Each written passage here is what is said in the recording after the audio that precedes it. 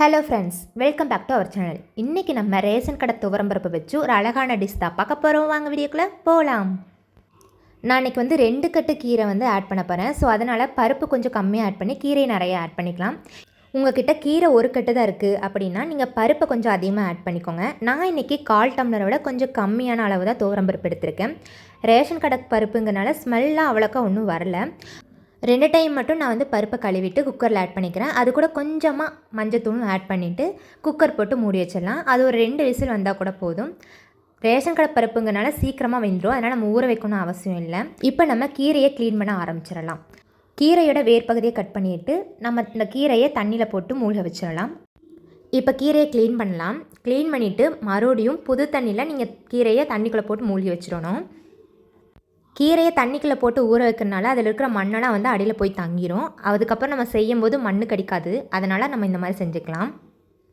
கீரை அப்படியே ஊறட்டும். அதுக்கப்புறம் நம்ம கீரைக்கு தேவையான வெங்காயம், தக்காளி, வெள்ளைப்பூண்டு மட்டும் கட் பண்ணி எடுத்துக்கலாம். பெரிய வெங்காயமாக இருந்தால் 1 முழுசாக எடுத்துக்கோங்க. இல்லை சின்ன சின்ன வெங்காயம், பெரிய வெங்காயம் தான் ஆனால் சின்னதாக இருக்குது அப்படின்னா ஒரு 2 பெரிய வெங்காயம் எடுத்துக்கோங்க.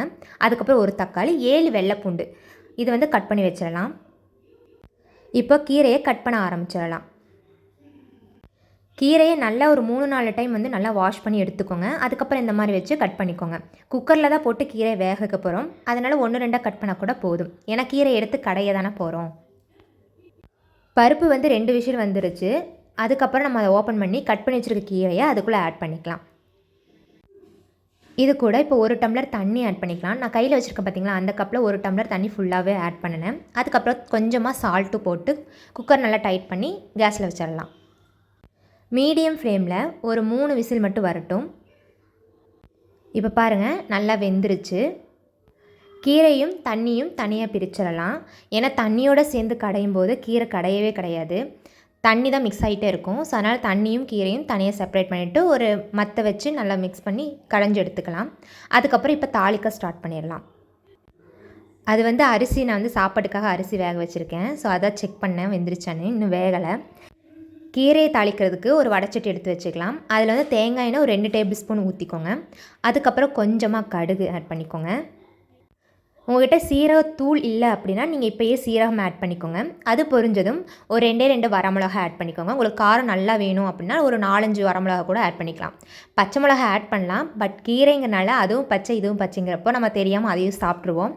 அதனால் வரமிளகாவை ஆட் பண்ணிக்கலாம். நல்லா பொரிஞ்சதுக்கப்புறம் நம்ம கட் பண்ணி வச்சுருக்க வெங்காயம், தக்காளி, வெள்ளைப்பூண்டு எல்லாத்தையும் ஆட் பண்ணி நம்ம மிக்ஸ் பண்ணி எடுத்துக்கலாம். நிறைய பேர் தனித்தனியாக போட்டு வதக்குவாங்க. ஆனால் நம்மகிட்ட கொஞ்சமாக தானே இன்க்ரீடியன்ட் இருக்குது. ஸோ அதனால் நம்ம எல்லாத்தையும் ஒன்றா போட்டு வதக்கி எடுத்துக்கலாம். ஒரு 5 நிமிஷம் லிட்டு போட்டு மூடி வச்சுருங்க. அதுக்கப்புறம் எடுத்து ஓப்பன் பண்ணிவிட்டு மறுபடியும் மிக்ஸ் பண்ணிக்கோங்க. அதுக்கப்புறம் கொஞ்சமாக உப்பு, மஞ்சத்தூள், சீரகத்தூள், பெருங்காயத்தூள் அதையும் போட்டு நல்லா மிக்ஸ் பண்ணிக்கோங்க. மிக்ஸ் பண்ணதுக்கப்புறம் 2 நிமிஷம் மட்டும் நீங்கள் வணக்கிக்கோங்க. அதுக்கப்புறம் நம்ம கடைஞ்சி வச்சிருக்க கீரை எடுத்து ஆட் பண்ணி மிக்ஸ் பண்ணிவிட்டு உப்பெல்லாம் பார்த்து செக் பண்ணிக்கோங்க. கொஞ்சம் நல்லா மிக்ஸ் பண்ணதுக்கப்புறம் அதையும் போட்டு ஒரு 5 நிமிஷம் இல்லை 7 நிமிஷம் வரைக்கும் கொதிக்க விட்டுருங்க.